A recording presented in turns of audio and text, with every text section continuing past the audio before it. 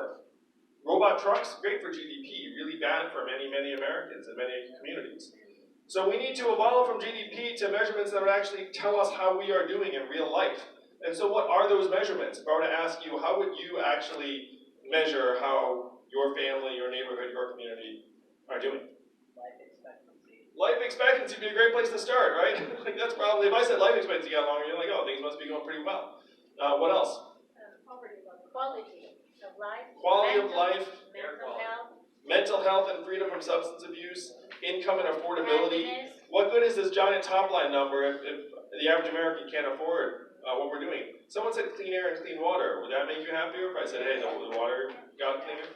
So these are things we actually have measurements for. And as your president, I will upgrade and modernize GDP to this American scorecard that includes our health, our mental health, environmental quality, substance abuse, childhood success rates, and then present the real numbers to you all every year at the State of the Union. I'll be the first president to use a PowerPoint deck at the State of the Union every single year. And if you like that visual, then you probably belong in the Yang Gang, because it's a pretty nerdy campaign. Pick a good font, she's right. Comic Sans. Yeah. Yes. You know, we'll have a font contest, it's true. We're like, all right, what font is President Yang going to be presenting the State of the Union in? So this is the vision of an economy that works for us, that we have to make real as quickly as possible. And most of the country can do very, very little about actually pushing us in this direction. That's why I love being here in Nevada. This is one of the only places where democracy actually works the way it's intended. Not that many people caucus when it comes down to it. So if you get enough people together and decide to caucus in a particular direction, we can actually change the course of history very, very quickly. So I love campaigning here. Most of the country looks up and they see these pipes that are clogged with money, and they think there is nothing they can do about it. They are generally correct.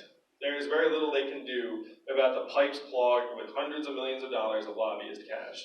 But you can. You all have this power. You can flush the pipes. If you decide to steer the country towards a vision of an economy that actually works for us, we can make it real like that. It will spread like wildfire. I stand before you right now, 4th, 5th, or 6th in national polls. That's ordinarily a cause for like.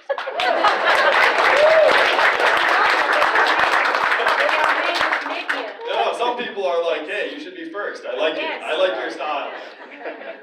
We raised $10 million in the last quarter in increments of only $30 each. So my fans are almost as cheap as Bernie's. And this is a very cheap gang to join. It's the most wholesome gang there is. A gang of human beings. So we are in a position to make history because people like you have decided to embrace this vision and make it your own. That's the only way this happens.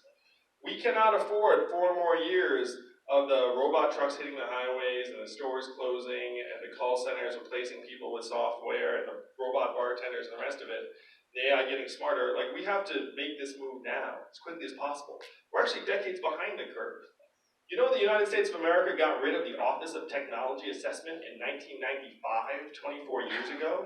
What a dumb time to get rid of that agency, right?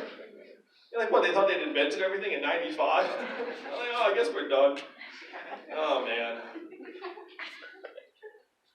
One of the reasons why Trump won is that we're so far behind. We're looking up in despair, and my goal is to get us caught up.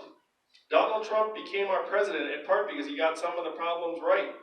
He said he was going to make America great, and then what did Hillary Clinton say in response?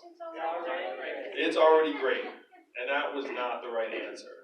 We have to acknowledge the depth and reality and severity of the problems, but we need solutions that would actually work, that would actually improve our lives. Though Donald Trump got the problems right, his solutions were the opposite of what we need. What were his solutions? We're going to build a wall, we're going to turn the clock back, we're going to bring the old jobs back. We have to do the opposite of these things. We have to turn the clock forward. We have to accelerate our economy and society as quickly as possible. We have to evolve in the way we think about ourselves and our work and our value. And I am the ideal candidate for this job because the opposite of Donald Trump